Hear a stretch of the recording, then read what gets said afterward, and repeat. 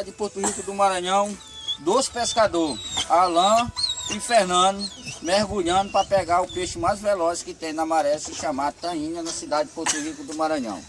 Então agora nós vamos filmar para mostrar para o país todo como esses pescadores põem esse peixe. História de pescador, tá falado. Pode filmar. É repórter pela primeira vez no mundo. Tá? Cala a boca.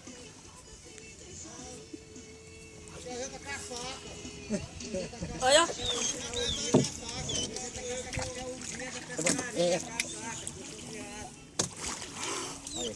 Cadê? Não saiu o peixe não? Então, Bora! O que você tá pulando que nem sardinha?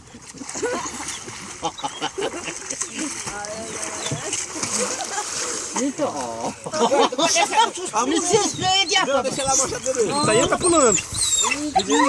Tainha tá pulando. Já filmou já, hein? Mostra. Erma.